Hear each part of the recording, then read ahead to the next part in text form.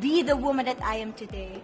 And regardless of the result, I may or I may not win the crown, but one thing is for sure, I'm gonna make you all proud.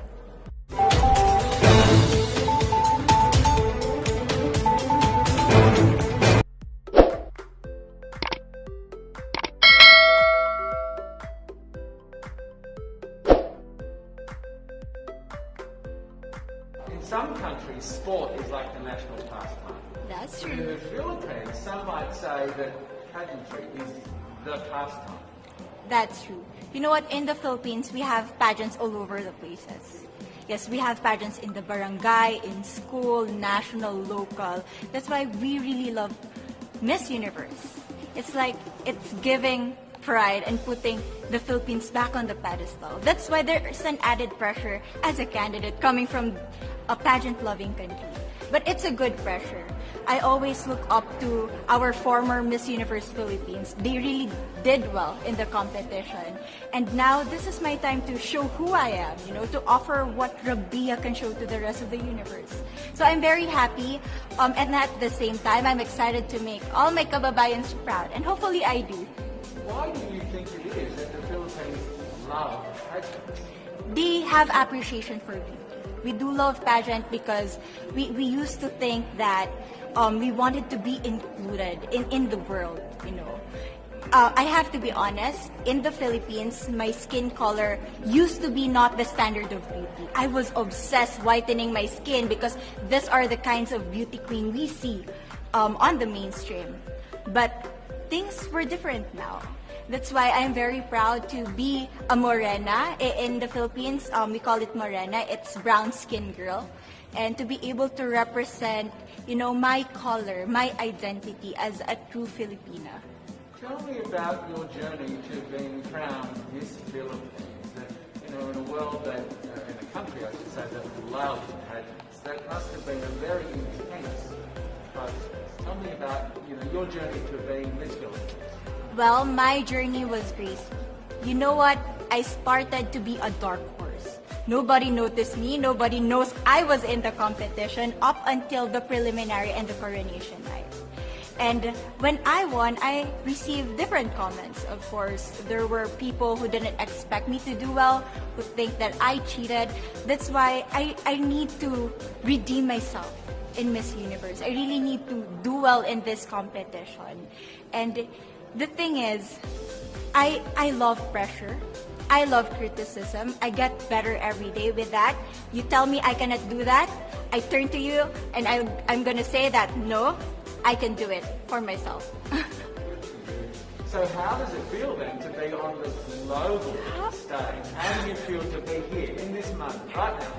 It's crazy, but I'm overwhelmed with the support, not just from the Filipino community, but also from Thailand, Latin countries who do appreciate me as a candidate, as a person.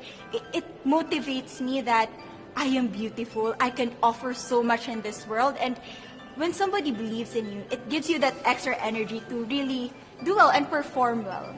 Do you have a sense with the girls, all of the girls competing, you're competing, but is there a sense of camaraderie with all of the girls? Is there a real spirit to, sort of motivate each other to do better? You know what? I have a different idea about Miss Universe. I thought it's gonna be very competitive, in a healthy way, well, of course. But now I can see every girl helping each other. From fixing those hairs, from trying to zip up those outfits. It speaks of the closeness and the kind of camaraderie that we want to have. The goal of Miss Universe is not just to crown one girl, but also to build a genuine and long-lasting friendships among us. Would you say within the Miss Universe world, the contestants, is there a sisterhood? Are you sisters? There is sisterhood. I can say I was able to talk to different representatives from different backgrounds, different cultures. And despite our differences, there's so much to be highlighted in what binds us together. And that is because we want to empower women. We want to have our advocacies. We want to speak for the things that we love. And that's a celebration of women and the beauty that we have. So coming out of this week, obviously you would love to be crowned Miss Universe. Of course. And that would be wonderful, of course, for any of you. But what else will you take out of this week? What do you think you will feel at the end of this week, regardless of the result? How will you be a different person? It's the growth and the development that I was able to have during preparing for this dream. I will be honest, there was a moment that I lost my identity because I was put under pressure. I was in that position in which I feel like I'm not good enough.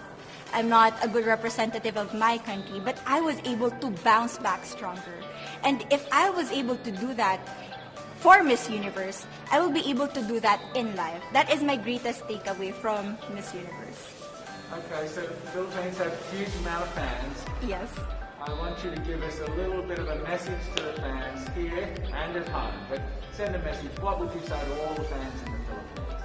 To all my fans from the Philippines and from all over the world, maraming salamat po. Thank you so much for loving me and for believing in me. It means a lot to somebody who is so naive in this industry, who has no idea how to become a beauty queen on the first day of my journey. But because of your love and support, I was able to be the woman that I am today.